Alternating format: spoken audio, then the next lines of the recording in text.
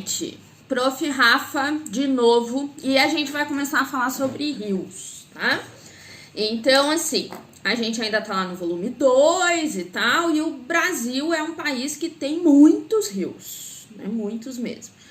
E a sobrevivência e o desenvolvimento de várias civilizações, elas estão muito ligadas ao rio, né? Se colhe, planta-se próximo, tem extração de pesca e tudo mais.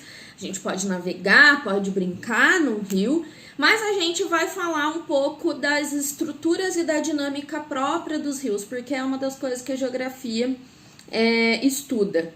Daqui a pouco vai aparecer um esquema na frente do meu rosto, que tá lá na página 12, mas eu quero chamar a atenção também para que vocês olhem o QR Code que tem nessa página. Tá lá do lado do nome...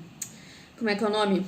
Os rios e as paisagens brasileiras, tem ali do nome um QR Code, e daí é bacana porque ele tá ainda mais completo, tá? Então esse que vai aparecer aí na minha frente agora... a gente tem as nascentes ou as cabeceiras, que são os locais onde surgem os rios, são mais altos, né? O curso ou o leito, que é o caminho que o rio percorre desde a sua nascente até chegar na sua foz. Os afluentes ou tributários, que são os rios menores, que desagam no rio principal. E a margem, que é a superfície que fica de um lado e de outro do rio. E por último, a foz, que é o local onde o rio deságua, né? Num rio, num outro rio, num lago, no mar, enfim. Vocês já ouviram falar de Foz do Iguaçu, por exemplo, onde tem as cataratas do Iguaçu? Então, as cataratas, além de elas serem um outro tipo de elemento dos rios de planaltos, né? Ela tem esse nome porque é onde o rio Iguaçu tem a sua foz no Rio Paraná. É um pouco ali naquela área de fronteira. Então, assim, os rios, eles traçam o percurso de acordo com a forma do relevo, do clima, da vegetação, e muda de velocidade, de profundidade, de largura. Às vezes ele fica mais estreito, às vezes ele fica mais raso, às vezes ele fica mais profundo. E, enfim, na página 13... tem uma RA mostrando um rio de meandro, por exemplo, que é um rio clássico da Amazônia, que dá a impressão de que ele tá serpenteando por cima do relevo, assim, tá? Ainda na página 13, lá no finalzinho, tem uma atividade que é a vamos brincar, tá? Que é uma palavra cruzada. Então, eu quero que vocês pausem o vídeo, tentem fazer, e daí volta aqui daqui a pouco pra gente corrigir. Tá bom? Então, vai lá. Pausa. Voltando, completar a cruzadinha, tá? Vou deixar lá na minha frente. Letra A, lugar onde o rio nasce, é nascente. Lembra que tem um S antes do C, tá, gente? Senão não vai dar certo aí na cruzadinha. Letra B, é o caminho que o rio percorre na nascente até a foz. Estamos falando do leito. Terras que ficam nos dois lados do rio, margens, tá? Sempre no plural, porque tá referindo aos dois lados. Letra D, lugar onde o rio lança suas águas, a foz, de novo. E, rios menores que desaguam em rio principal são os afluentes, poderia ser tributário também, mas daí não ia caber aí na cruzadinha. E letra F, curvas formadas por um rio no seu percurso, meandros, tá? Então a cruzadinha tá aí, qualquer coisa você dá um pausa no vídeo para você terminar de corrigir, tá? Lá na página 14, nós temos uma parte que é o aproveitamento dos rios, tá? E a gente falou um pouquinho que algumas civilizações utilizam os rios para sua sobrevivência, lá no comecinho, né?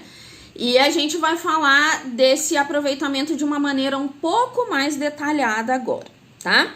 Então, assim, os rios que servem à navegação e a transporte, né, utilização como os meios de transporte, são rios de planície. No caso, planícies continentais, né, que a gente viu até um pouco no momento anterior, nesse capítulo mesmo. A região norte do Brasil, onde a gente tem o rio Amazonas, é a região que possui mais essa característica de rios navegáveis dentro do nosso território nacional, tá? E uma outra parte, que são os rios de planaltos, possuem cachoeiras e cascatas, são diferentes, como a cidade de Foz do Iguaçu, que eu falei agora há pouco, né? Esses rios, e no Brasil nós possuímos muitos deles, porque nosso relevo tem muito planalto, eles são utilizados para instalação de usinas energéticas, né?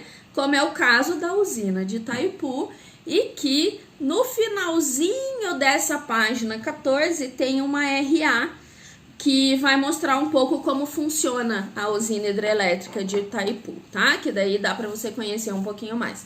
Qualquer coisa já dá um pause aí agora e já vai conhecer a usina lá. Vou tentar falar menos de Foz, mas é que eu tô com saudades dos meus amigos que moram lá. Didi, Vivi, Enzo, Luiz Henrique, Manu, todo mundo. Enfim, lá na página 15 tem um outro item que são chamados de rios perenes e rios temporários, tá? Os rios perenes, que são a maioria que nós temos no país, são rios que têm o seu leito constante, ou seja, o ano inteiro tem água ali. Já os rios temporários, né, como o próprio nome diz, passam por períodos de seca e de estiagem, e daí prejudica a comunidade ao redor, que tem que buscar formas de conseguir, de adquirir água, tá? Agora eu quero que vocês façam as atividades da página 15 do Vamos Brincar e na página 16, atividade 1 e 2 do Lápis na Mão, beleza? Pausa aí e vai lá fazer. Terminaram? Ótimo! Agora, a aula da semana que vem, eu vou começar corrigindo os exercícios da página 15 e da página 16. Pra gente fazer uma pequena revisão e fazer vários exercícios na próxima aula. Tá bom? Então, beijo, fica em casa, toma água, passa álcool em gel e se cuida. Tchau!